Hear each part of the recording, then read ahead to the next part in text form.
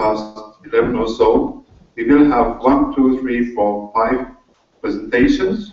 The first one is by Christoph Müller, a co-modeling response to economists' wish lists. And actually, that's a response to some economist wish list that has been presented in Oslo International Symposium 6 weeks ago. So please, Christoph.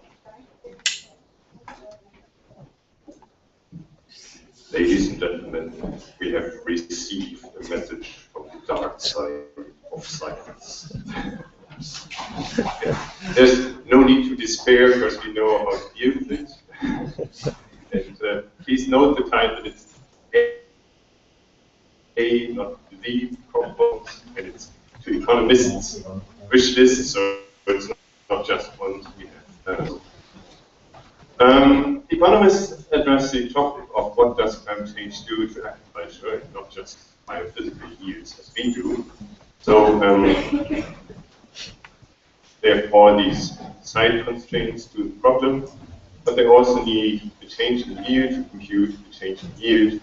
And please note that there are different units used here. We talk about standard units on the left-hand side, kilograms per square meter per second, while here this is usually a unit that changes over time, so it's US dollars of the year 2000 or US dollars of the year 2010. So what I'm going to present to you is our experience from the integration exercise we had in ACNUP and DESIMUP, feeding 10 different economic models of the agricultural sector with biophysical yield shifters. That was the term agreed on. And just to quickly summarize the wish list that was presented in Oslo, so basically agronomic models and crop models are much easier than economic models, so please get your act together, give us the crop model that works, not the right things. Please harmonize your parameters as we do in economics, where everybody uses GFAP, and improve your crop model through competition, which is also a very economic idea of improvement. And last but not least, please cooperate with us. So, we basically had the same idea of wish list with the economists in the ACNUP and DESIMUP project. So please give us one scenario of climate change impacts on crop yields, and this was the first model we had available with the first GCM for the RCP 8.5 emission scenario, and we presented it to the economists and said, no way, we can't use this. First, have a look at the US. This is like the top end of the climate change projections. It only goes down by about 25%. No way we can sell this scenario as this is not bad enough. We can't use this model. Apparently, this model is crap. All the climate scenario here is crap. Have to have another one.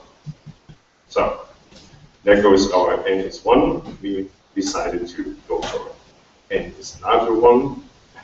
Because in the end, we have considerable uncertainties here in the climate projections, the translation of greenhouse gas emissions to actual changes in physical properties of the atmosphere. We then have considerable uncertainty in what that does to agricultural production and crop growth, and there is some uncertainty in lots of management dimensions that already introduce also the human factor into the crop modeling, not just here on the economic side. So this is the chain of uncertainty that we were trying to address. In the first step, we used two different climate models, two different crop models. Later on, we will put 5 crop models, because luckily in the DESIMUP ACNUP fast track that was conducted last year, we had about 500 different scenarios on what climate change does to crop yields for 3 to 60 different crops for the entire world. There are different available, so we had some stock to choose from. So, and as you can see here now is 2 different models, DSAT on top and FGML on the bottom, and then on the left hand side we have Hadley climate and the IPS header on the right-hand side, and you can see that there are considerable differences in spatial patterns between models. Like DSAT is more extreme, if you want, so it has stronger decreases and stronger increases than the epigenetic model, but also if you look at the US, this is arranged with Maze, there's also strong differences in spatial patterns between PCMs. So there is a need to consider for this uncertainty in our assessments.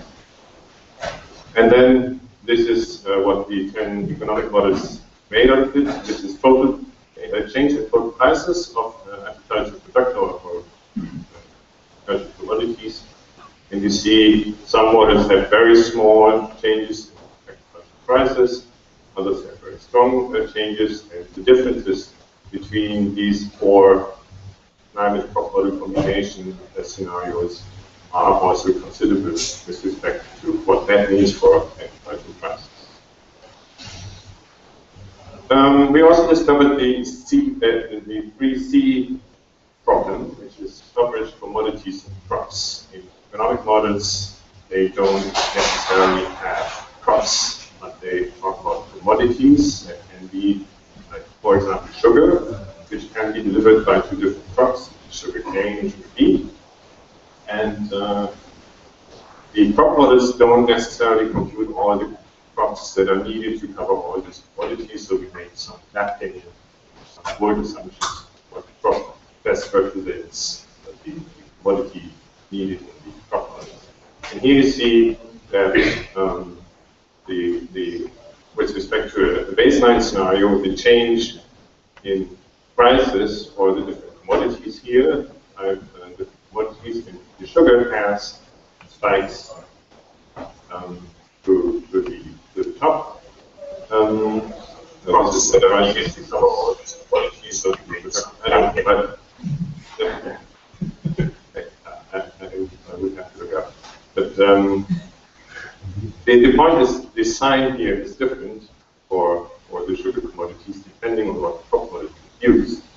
The reason for this is that the DSAT model didn't compute sugar cane, so we mapped maize being also a C4 crop to sugar cane commodity and forward. And actually they respond quite differently to climate change because they're really different plants and they yeah, that's what we use here. You're right.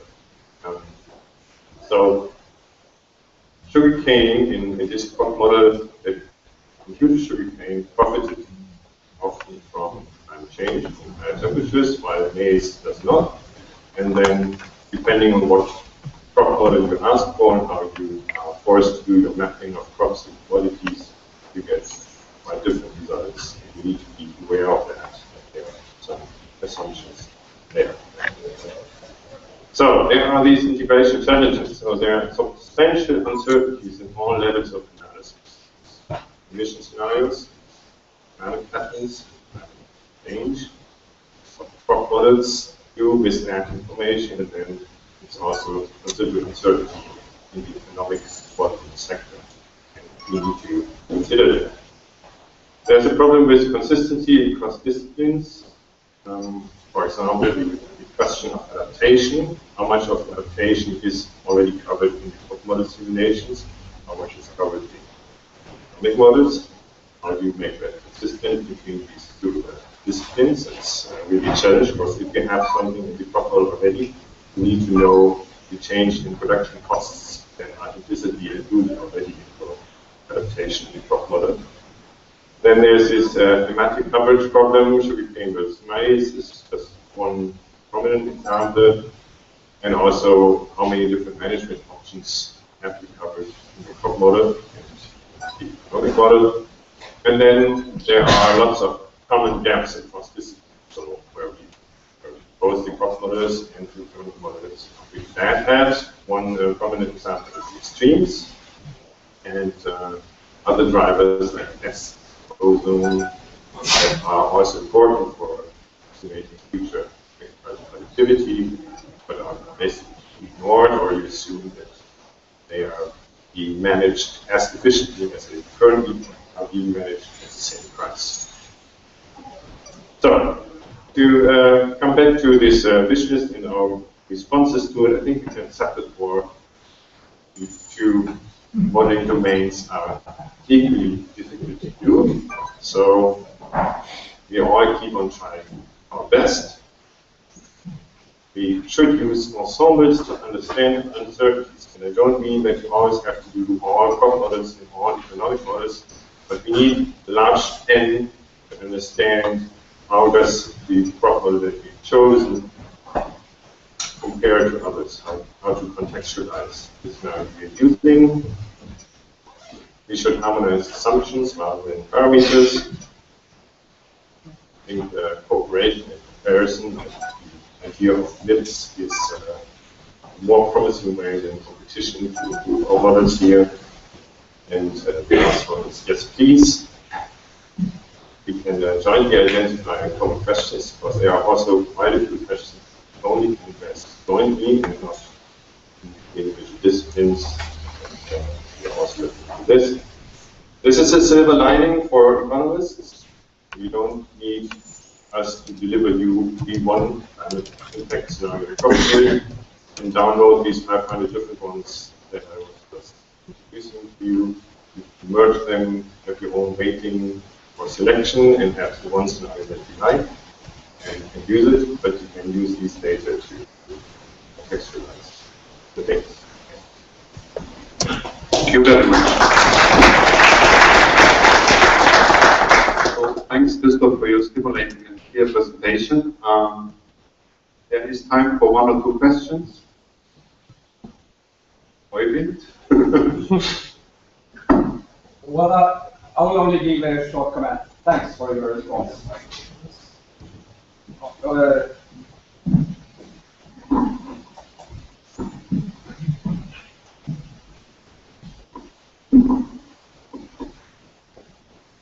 Of course, we have some integration challenges.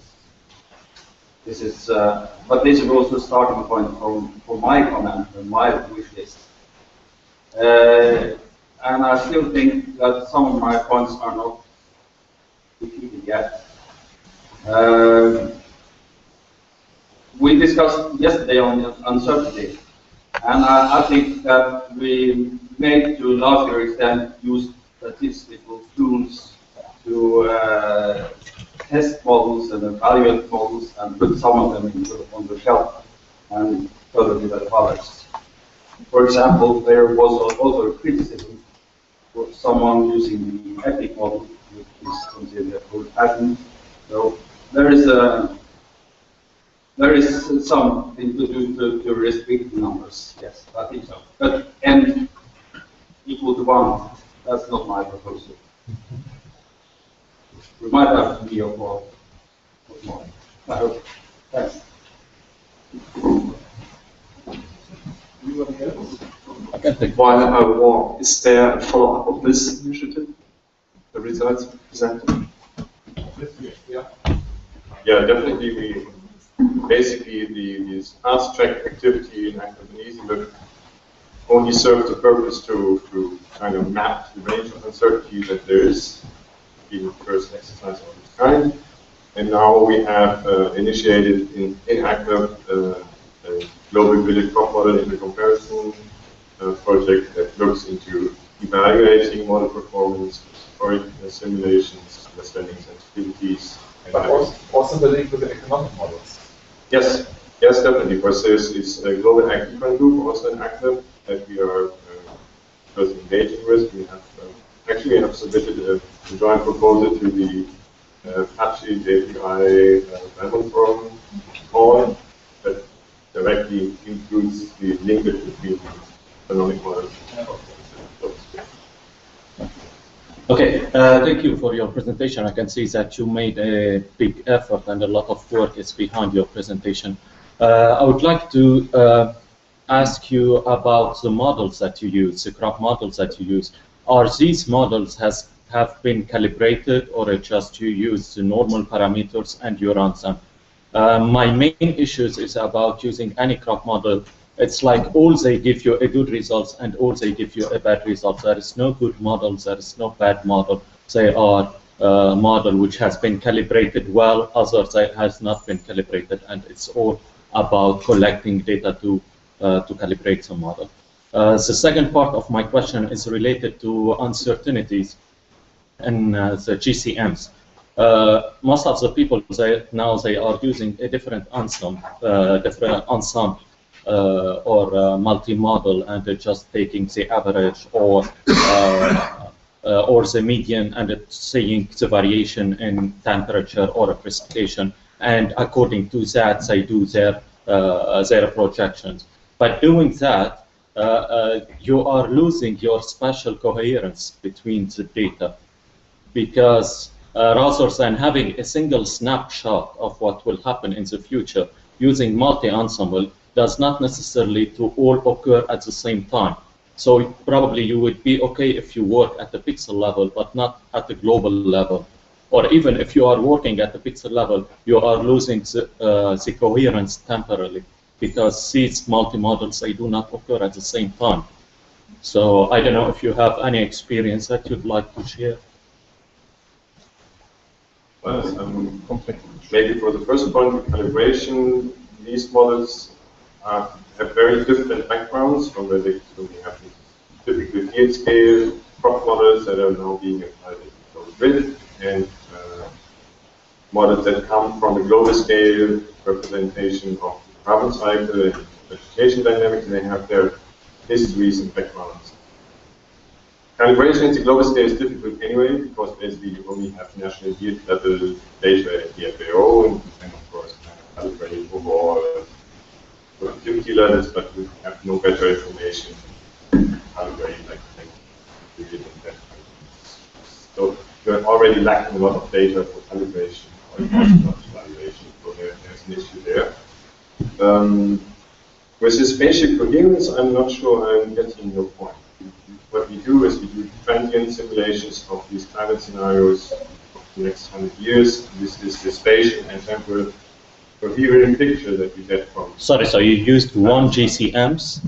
We used 4 GCMs, no, 5 GCMs for 4 RCP the emission scenarios that were bias corrected for the variables that we needed, and then we ran models in this time series of.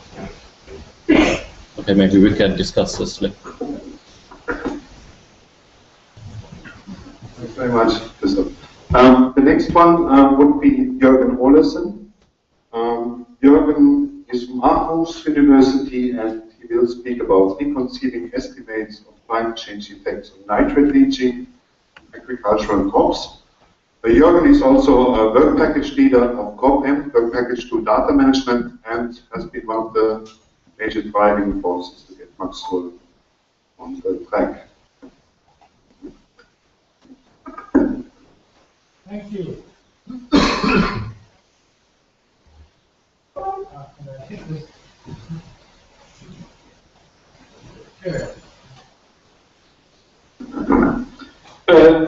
Thank you for the introduction.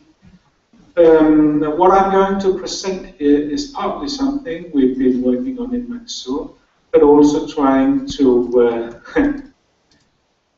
address some of the issues that we've been working on for quite some time, which goes beyond really looking just at crop yield, but at some of the other services that agriculture, of course, has, and the environmental impacts of agriculture. And if we look at the Danish agriculture in particular, the issue of nitrogen and of the nitrogen losses are paramount also for farmers, because this restricts farmers in their activities. This is because Danish agriculture is very intense, and we've got an intensive land use as well. So what you can see here is over time, the nitrogen surplus has been declining in Danish agriculture, primarily due to restrictions on use of manure and the amount of fertilizers and so on that can be used. However, still further reductions are projected to be needed to meet the ecological standards under the Water Framework Directive. So of course this then also calls for a rethinking of whether this is actually also possible given the climate change that we foresee. And then of course whether climate change would have impacts on the nitrate leaching, which is the primary driver of these consequences, not just for the Water Framework Directive, but actually also for the Groundwater Directive. So what we could speculate is that if we have higher temperatures, we would have a higher turnover of soil organic matter and the nitrogen there, increasing risk of nitrate leaching. Because Finnish agriculture is very much cereal dominated, earlier maturity of cereals would give a longer period in autumn with bare soils and where you don't have crop, not take the crops, possibly increasing risk of end leaching. There's also projections of high winter rainfall in our conditions, which would also increase risk of end leaching. However, on the other side, we might have effects of higher CO2, changing the quality of crop residues, and the high CN ratio might go in the other way. And of course, what happens to soil organic matter levels over time also has a consequence. So there are many interacting factors here that we need to consider. This shows some of the earlier studies we did using the Daisy crop model with increasing nitrogen fertilization to winter wheat. And what you've got here is two different climates in Denmark, but they virtually show the same. So what you can see is we've got a reference, and you've got nitrogen leaching increasing with increasing fertilization rates, of course.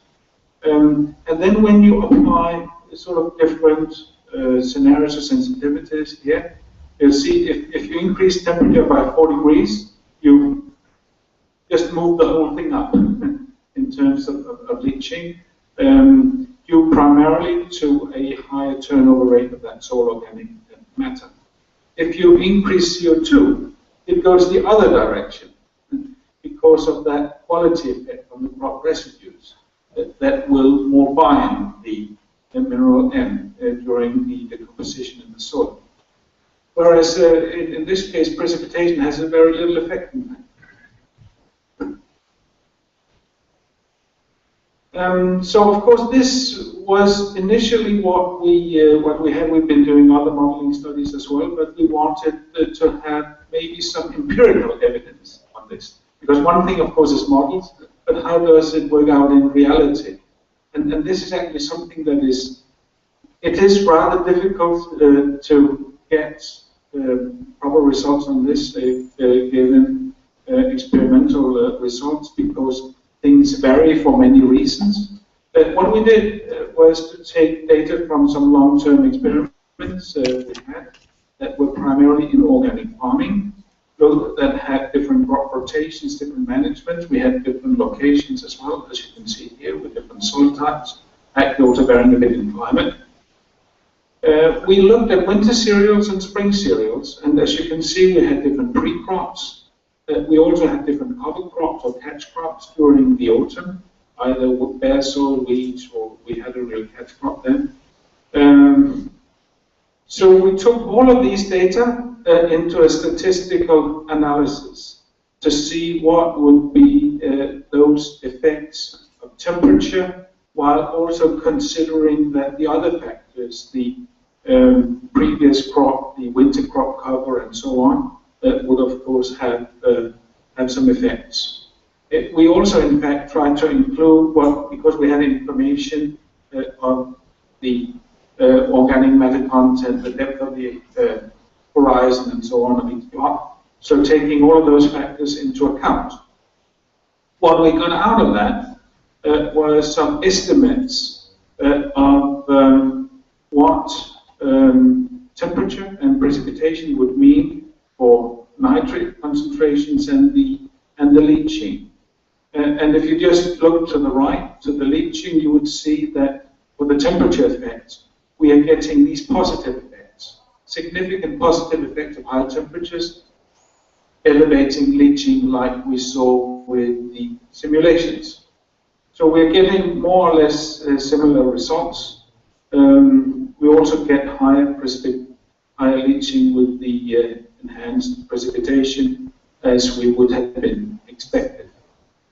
If we try to have a look at what this then means in terms of response at increasing temperatures, you would see here that we are estimating more or less the similar responses. If you look at the graph to the left, which is the effect on leaching,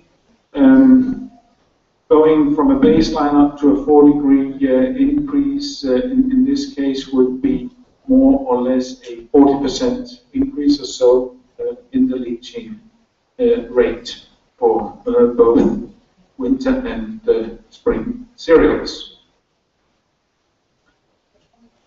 How does that then align with some of the other modeling studies we've been doing?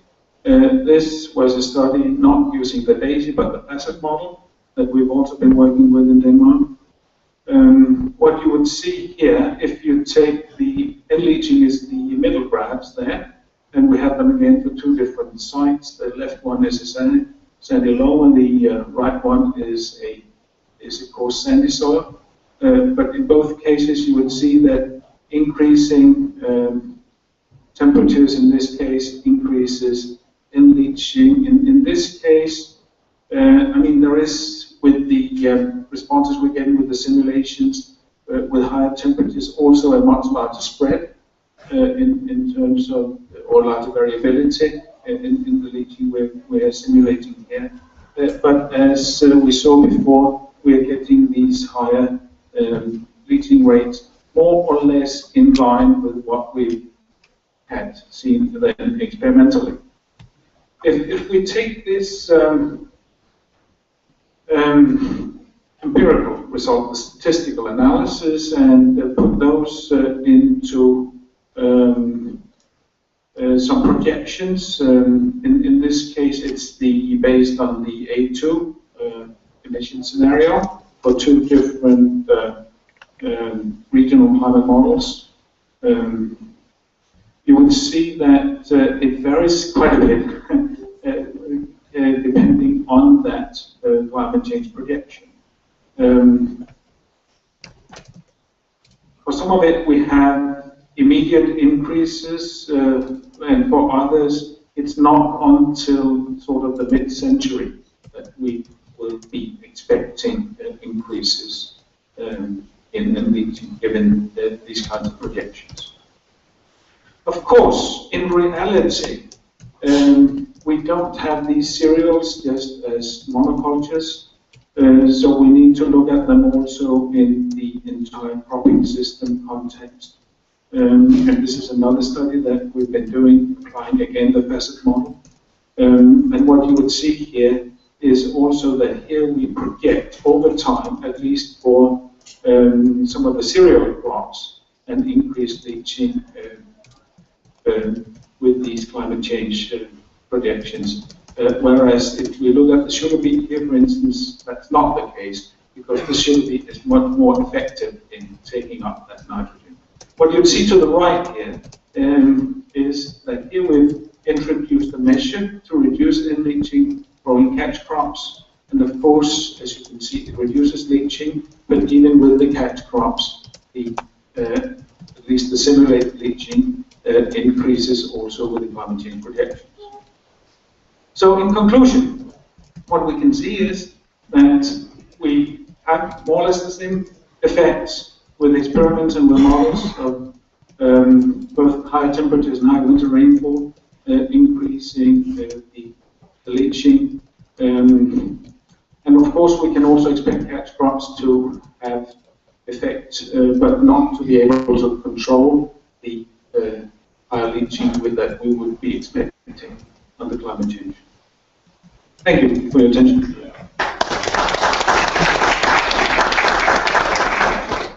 Thank you very much, Jürgen. There is time for one question. One. I have a question. These temperature increases, these are seasonal average delta tea or parts of the season? And what I did was, I mean, with the sensitivities, it was just delta T across the entire year, yes. And from the experiments?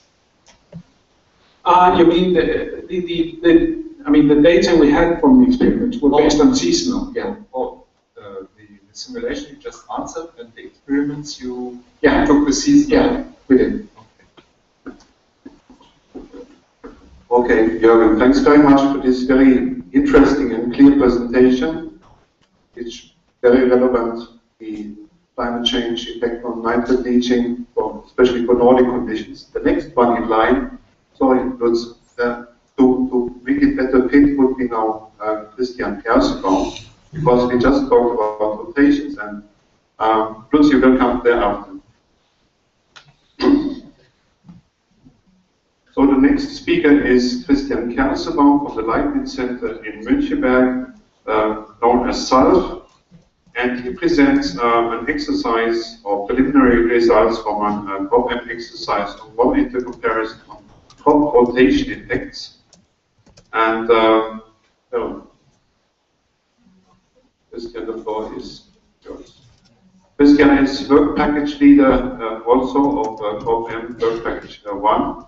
Model intercomparison and improvement. Yeah, thank you, Raymond, for your introduction.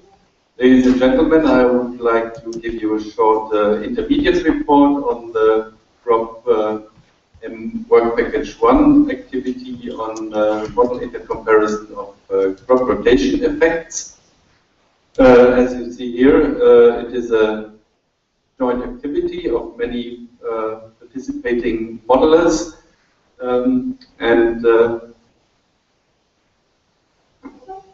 It covers one of the objectives of the work package 1, that is to perform model intercomparisons to estimate ranges of model results for uncalibrated and calibrated runs. And we decided to launch this intercomparison study on crop rotation effects versus single year simulations, just to have a special aspect, not to continue things we already started in COST and in ECMID, to use these single crop comparisons. But to our opinion, it is important to focus also on these crop rotations, because they are much more close to reality, and we also want to look beside yield effects, and of course also the crop rotations have some carryover effects which influences yields, but also to other environmental aspects, as Jürgen just mentioned, for example nitrogen leaching, which is of course very important. And crop rotations are also one important issue for adaptation under climate change conditions. So our study design is that we collected 5 agricultural data sets for crop rotations. 18 modeling teams expressed their interest to participate, and we want the groups to simulate the whole rotation in a continuous run, and additionally, or for those models who are not capable to run the whole rotations, to perform also single-year simulations of the single crops. We gave just in the first step some basic data, soils, management and weather, and the initial conditions for soil mineral N and water content are just given for the first year. Yeah, as I said, for model calibration or rough calibration, we only provide some phenology data and in some cases some biomass data of at least one treatment. And the focus is not only on yield, but also on biomass and uptake, phenology, and leaching, and seepage water. These are the spatial distributions of our data set. We have data set from France, in Tiggy, from Austria, Müncheberg in Germany, so at the near the Polish border, then from central Germany, phase experimental data from Braunschweig, data from Fulham. We just saw it in Jörg's presentation. And probably we might add some data set from Italy. I will just come back to this point later. We just completed this data set, and it seems to be necessary to add this Mediterranean side because we are a little too much biased in the northern part of Europe. Just introduce quickly the different data sets. We have the phase experiment in Braunschweig, 6-year crop rotation with different treatments, 2 different CO2 concentrations and 2 additional nitrogen treatments. The Müncheberg data set is also a 6-year crop rotation, which was just repeated 4 times for the 4 crops, just shifting the rotation by 1 year. So we have data for each crop in each year, and it is we have 1 rain-fed variant and 1 irrigated treatment. The Hirschstetten is a lysimeters data set, 7-year crop rotations. The main differences are that we have 3 different soils, so we can test the sensitivity of the models regarding soil conditions. The Fulham data set is 11-year crop rotation, and it is mainly dealing with different crop rotations and tillage effects.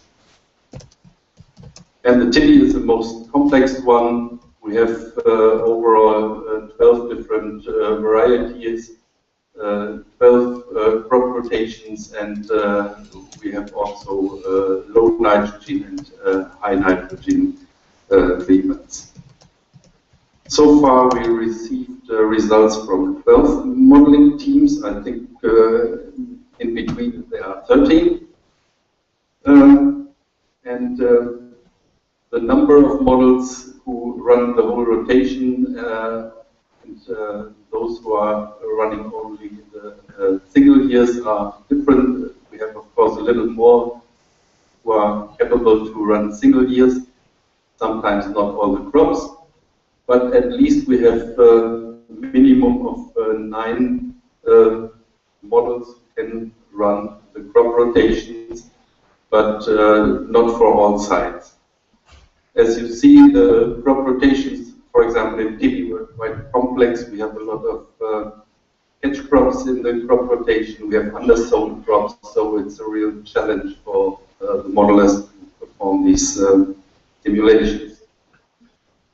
So the continuous run really benefit when we compare the index of agreement between the single year and the rotation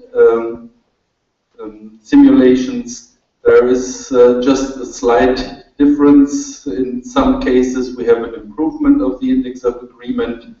In some cases, we have no benefit. But we still have to keep in mind that these are still uncalibrated results, and within these crop rotations, there are some crops which are, by some modelers, were modeled just the first time, so it is not surprising that we have not final beneficial effects here in these first uncalibrated runs. We had a look at if there is, for a continuous run, an error propagation over time, but we don't see a clear error propagation here. And I will also come to some of the reasons in a few minutes. Looking at the different crops is that we have quite low root mean square errors for the cereal crops, which are usually well parameterized. But what we see is that we have problems here for potatoes and, for example, for sugar beets. I left out the catch crops here. And what we also see then is that the usually the single-year rotations have some slightly higher root mean square errors than the rotations. Coming to the reasons of the small differences between the crop rotation and the single-year runs is that we have this, at this northern sides, we have the winter period as a kind of reset period. So even if you have very different initial conditions here for the single-year rotations, here for example for soil mineral M, over the winter period, these simulations are equalizing due to nitrogen leaching and filling up to yield capacity. And it's of course also depending on the way of how the single-year simulations were initialized. What we expected was that modelers use automatic generated or assumed initial soil, admin, and water conditions, and so we would expect something like this, that we have some closer fit of the continuous simulation than with the assumed single simulations, but in fact some of the modelers might have run the rotation first and then use the simulated values as initial values for the single runs, which would cause, of course, not a big difference. Okay. Just an example of some further steps we want to do, that we will have also a look on the different responses to the treatments. Here an example from the phase experiment in Braunschweig, that we might have a look on the yield response here for all the crops in the rotation to the elevated CO2 concentration. That means 550 versus 374 ppm. You see here the observed response of all the crops, and these are the different models. And as a first look, it seems to confirm also here that the multi-model mean or the median is closest to the observed one, and the range of responses of the different models is quite large. Okay, coming to my conclusions, not all the models who are participating are capable to run the continuous crop rotations. The continuous simulations does not clearly improve the performance for the yield prediction compared to the single-year calculations, but we have to keep in mind that we are still here running uncalibrated models, and we think that the benefit will come out better when we have a full data set provided to the modelers. We found no error propagation over time for the continuous run. The yield predictions are quite highly crop specific, and as we saw, especially the wheat crops and tuber crops has some still some problems.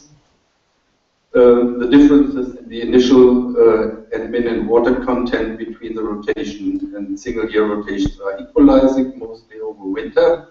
That's why we decided to use an additional, more drier climate site to look into this effect. And yeah, thank you for your attention.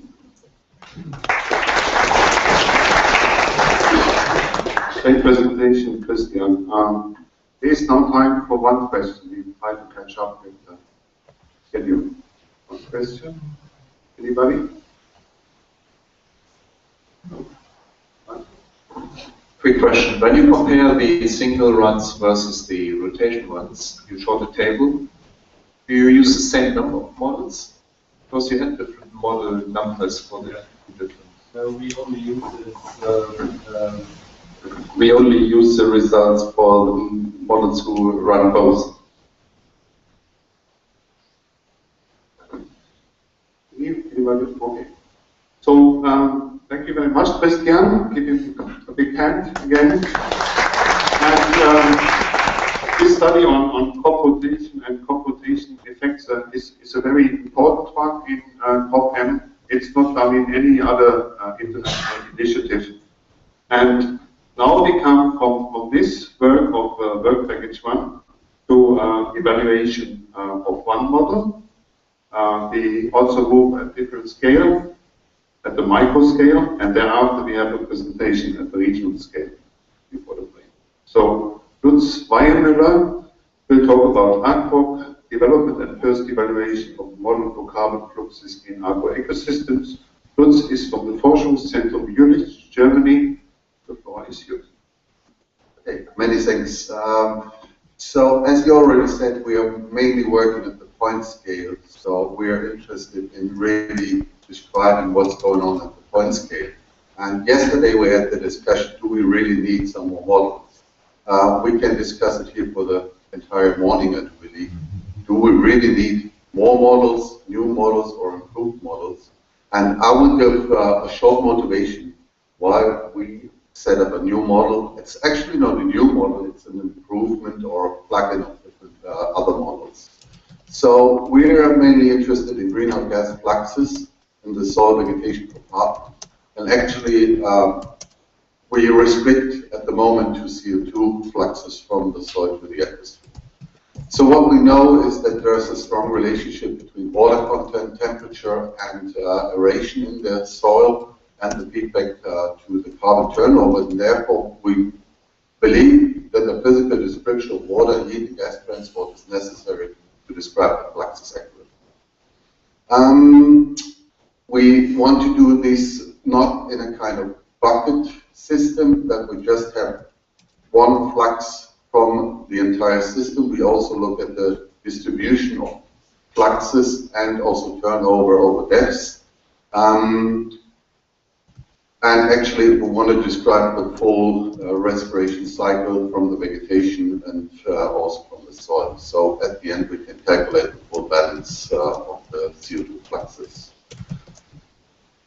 Because plants play an important role, we have to describe the plant growth, and as a byproduct, we do have also plant yield. We want to handle different hydraulic properties, so classically you have one system to describe the retention curve and the hydraulic conductivity, but we know that different soils behave differently and we want to be flexible. A major issue we tackle is temporal resolution. So classically the models run daily time steps, but if we compare the model outputs with measurements, we know that the measurements are highly variable over time, especially over a day, with high fluxes, mainly during high temperature midday hours, and low fluxes during night. So we have to run our models on a below daily time step. And what we believe, the model should be open source, not only for us, but for the community to do model development, changes, and so on. And to make the models quick, we always try to do hard coupling, not input-output coupling, hard coupling in one language, and this improves the model substantially in the calculation time. So what we start up is we have a physically based model describing water heat and the gas flow and solving the water heat and gas transport equations for a 1D system, and we can divide our soil into horizons, and that's a classic standard feature. In the past, we coupled this to the well-known Roth-C carbon model, which is classically a zero-dimensional model. But now we have the carbon pools distributed over depths, and the two systems communicate with each other.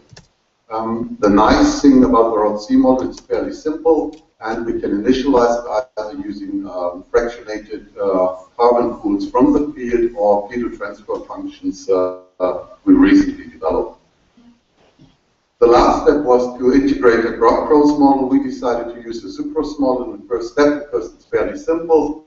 It was also a zero-dimensional model, but now it's fully coupled to the carbon and soil physical model. So we did some modification in the sucrose model. For example, we can use the serious development stage concept at the moment for winter wheat. This allocates the carbon differently in the plant system. We change the sucrose model in a way that we can use it in sub-daily time steps, currently hourly time steps or something in between.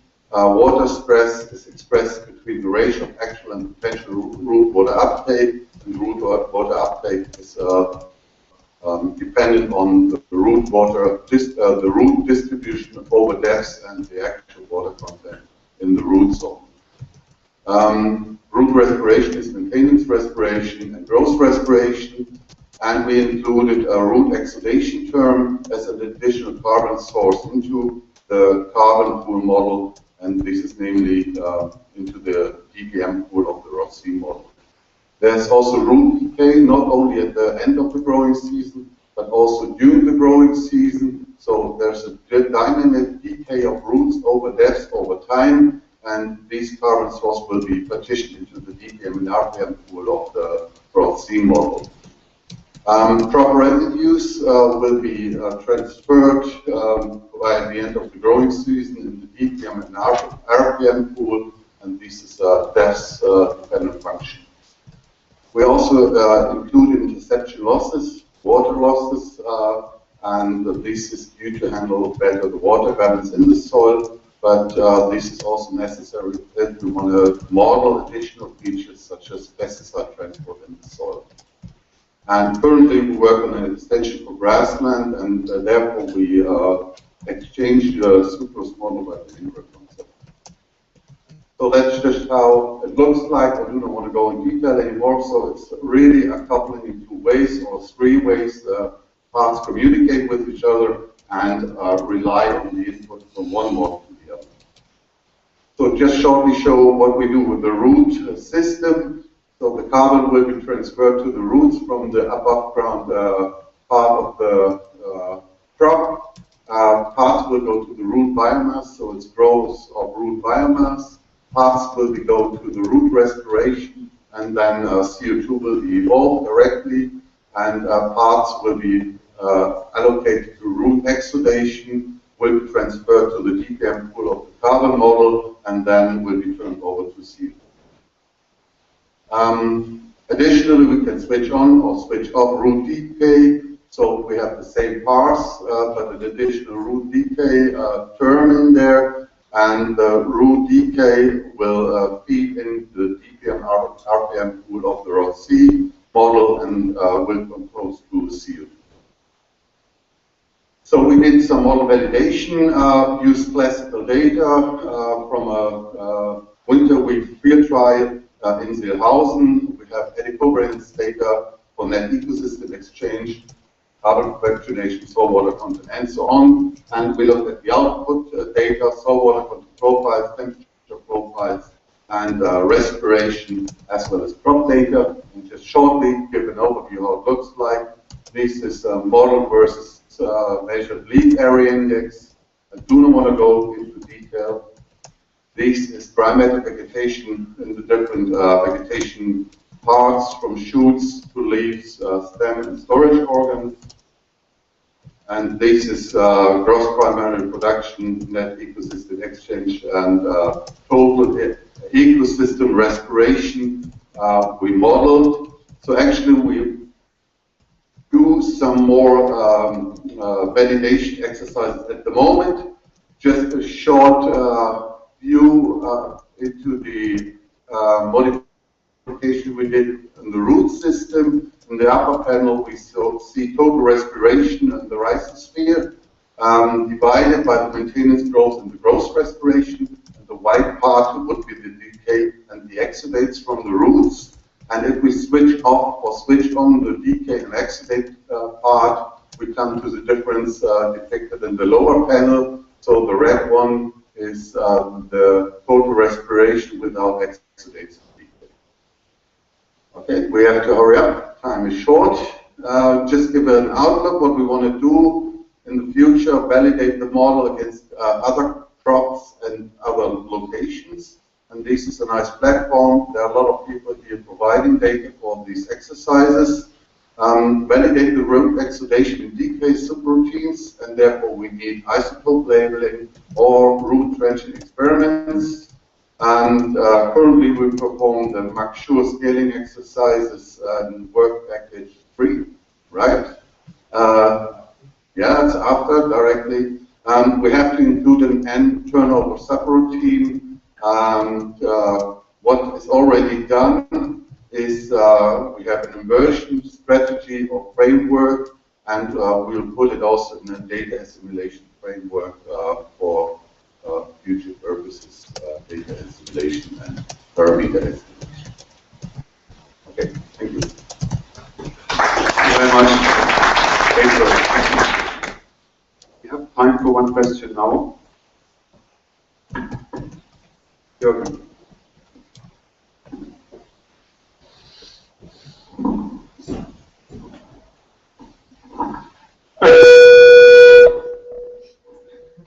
Sorry. I just wondered in your model how you handle the functional balance between carbon allocation to the top, to the shoots and the roots. Because I know in many models it's done extremely different. I mean, so that if, for instance, the response to nitrogen fertilizer and so on, how that influences the root shoot. So currently it's all triggered by the classical growing factors light temperature, so we do not have restrictions of fertilization or anything like this at the moment. So okay, I can show you something that shows that that would be wrong. That's good. Okay, Lutz, I also have just one comment. So this validation of COP-C. So do you have already locations in mind or COPs in mind? What would be next? First we would like to use data from the surroundings. So Frank and his group can provide data from the same location more or less, which is easy for us because we rely also on carbon fractionation, and these data are available. But then we just would ask people providing this data in this community. You are invited to Finland for grassland. You have good data there. Okay. Let's continue now with Holger. Holger is from the University of Bonn, and he presents the work of a large group of models on the scaling exercise, work package 3, which is led by Frank Ebert. And his talk is today about the effects of climate input data aggregation on modeling regional conflicts. Thank you, Rahman. Hello, everyone. Well, I'm pleased to present some results from this work package 3. The title is about data aggregation. What do we understand when we mean data aggregation? Okay.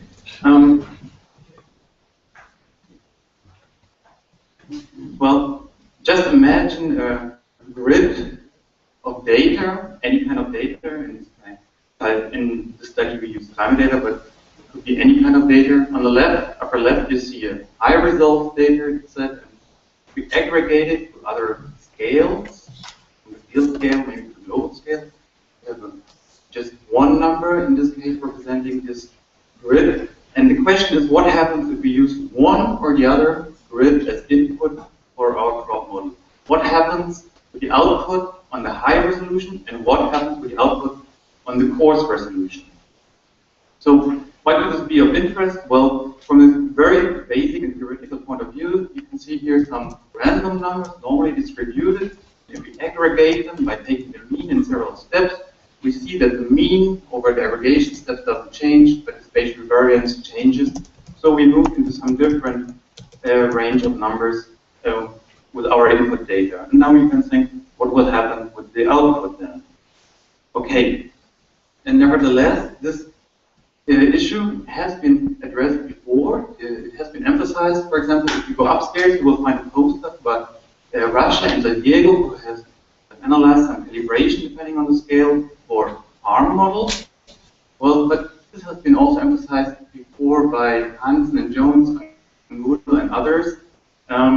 addressing the need of a systematic approach, analyzing or quantifying the extent of aggregation effect. Well, our questions related to that are: to what extent are crop models and what extent are the outputs affected by input aggregation? Of course, do the effects of scaling must depend on the model? What is the interaction then?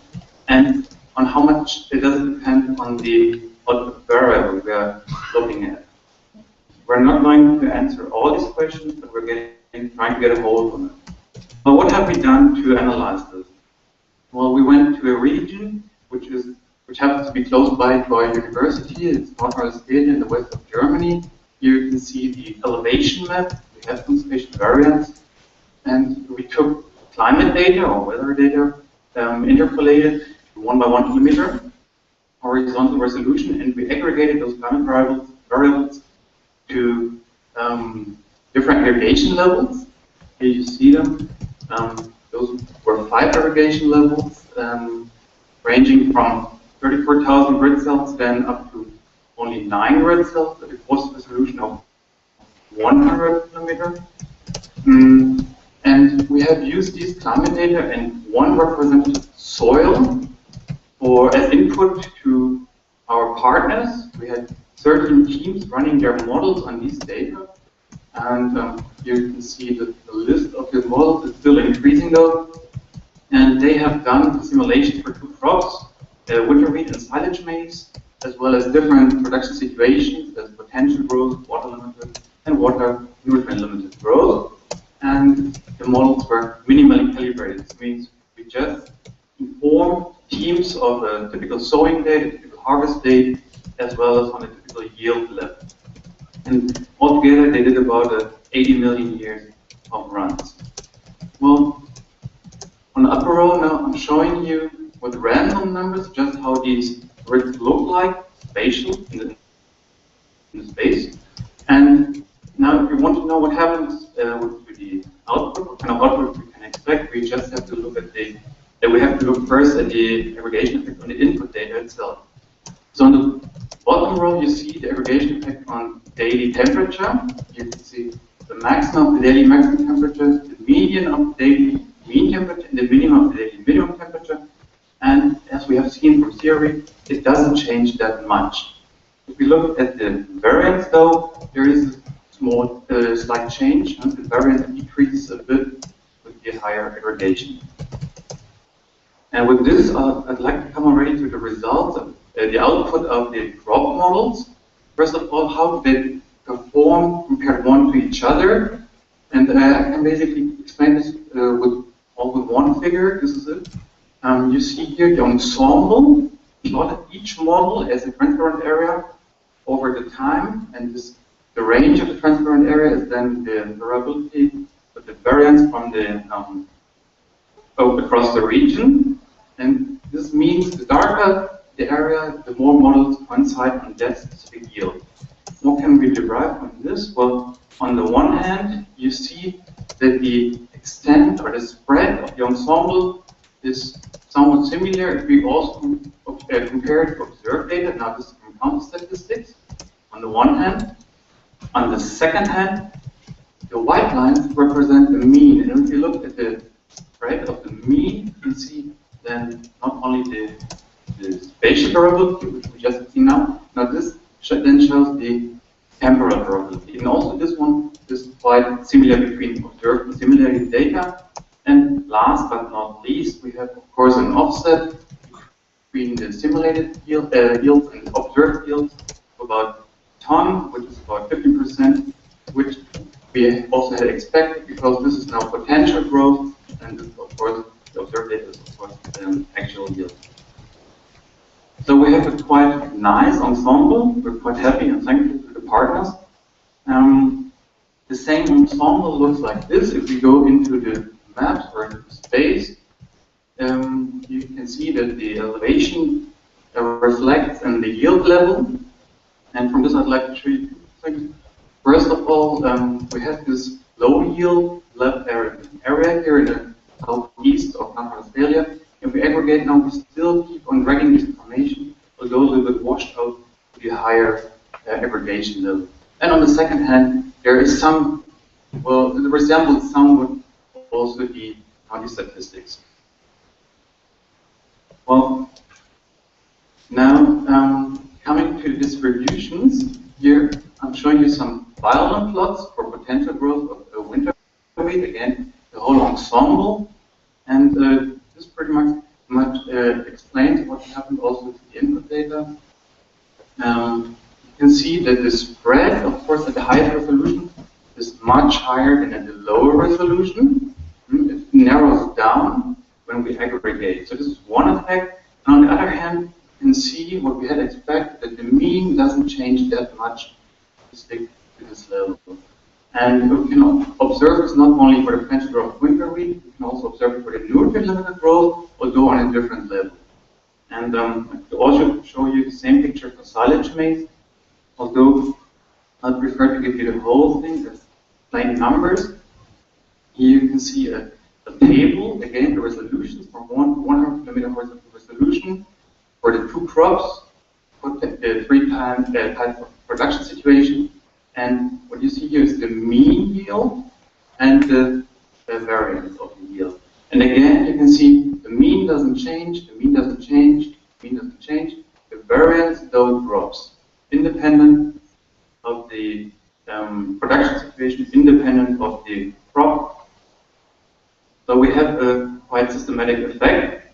And now I'm showing only one significant digit here. So if we don't zoom in, well, this just now look like there is no effect on the mean, because we're looking at the whole ensemble. Now, we're in one region. If we want to generalize our results, we have to look some more deeper into the results. And here you can see the difference to the 1 kilometer resolution of just all the results we have on one 100 kilometer grid cell, and on a single year, single model, single production situation base, but it's the highest detail resolution we have, basically, to analyze the results, and then average a given variance. You can see there are some systematic effects. Here, for the nutrient limited or water limited runs, there is an aggregation effect, but it is below this one significant digit we have just seen. It's below or up to 100 kg, which is compared to the differences in the models we have seen before. This is basically nothing. So, but it doesn't mean that there are no effects.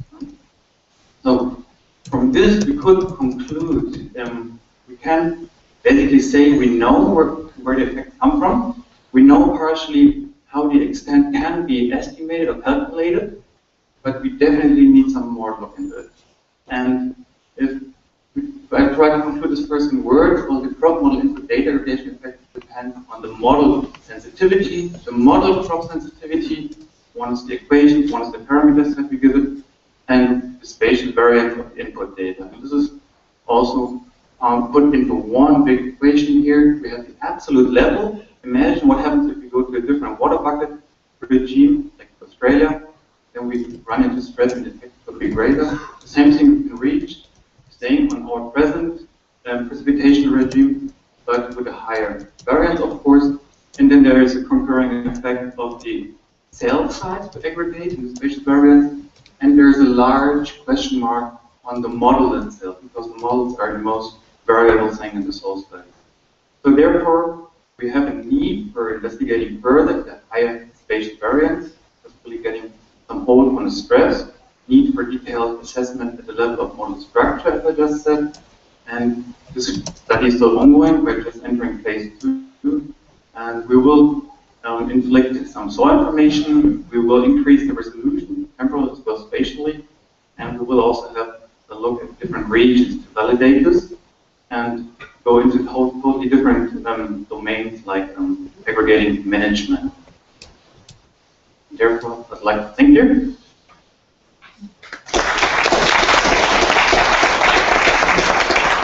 Thank you very much, Holger. So what Holger presented was one of many ongoing studies in Work 23 on scaling exercises. There is time for 1 or 2 questions. If nobody has a question, I have a question. You emphasized at the end that you should go into areas like stress, look have aggregation effects there. We have some areas in mind, so you don't have to go to Australia, maybe Mostville or something else, or Sardinia. Well, there are two things. So we could use the different area in terms of information would be the same area when we add soil information. And on the second hand, we really have different areas. We have some offers from Italy, and we also have some offers from Australia actually at the moment. So yeah, we have to see how much information we get there. And there was some.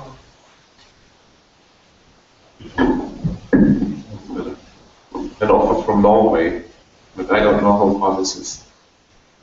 Do you remember this conversation? Yes, yes. I hear you talk about that. There's one more question. I strongly suggest you to look also to coastal areas, while where the scanning of I strongly suggest to check this methodology in coastal areas where scanning up of rainfall data can be very difficult because of the effect of the sea. We are facing this, in my institute, we are facing this problem when we try to use available gridded climate data. They are not working in coastal areas and in areas where convective rains also happen. So it can be quite messy, the situation. Thank you very much. I could also add that we do this. We are also getting hold on different scaling methods. And we have just seen one of them. There are potentially many more of them. We're also getting into this. Okay, thanks very much. Thanks very much to all the speakers. We have now heard presentations from work packages 1, 2, and 3. I would like to remind you that we have presentations till 1 o'clock after a break, which I suggest should be 10 to 15 minutes only, so we catch up with the schedule. And we have new chairs. Margarita Ruiz Ramos and Holger will take over after the break. And I also would like to remind you to please go to the posters. There are at least 15 posters giving a cross-section of the different work of CropM. Please have a look when you can. And we should say when we reconvene here as CropM. We reconvene. So first, we will have after the lunch, we will have a poster tour. I think Margarita will organize that. And then at 3 o'clock we are back here in Holland. And then we want to talk of how we will proceed with CropM for the future. So this is the future plan. So this is quite important. And At perhaps 3 o'clock. it's when you could join us at least partly because we have some ideas. And if you could give an immediate response, that would be great. Yeah, thank you.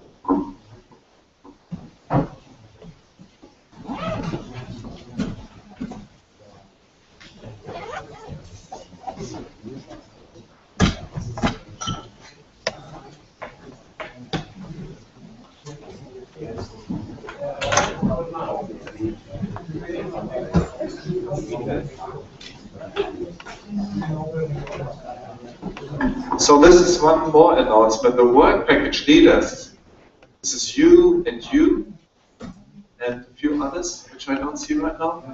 We meet in this little room right next to the aula, this one. We have a meeting there for 2 hours. Now, we meet now. Right? You can take a coffee to the room. Mike is here as well. And yes, I want. Here, Paolo.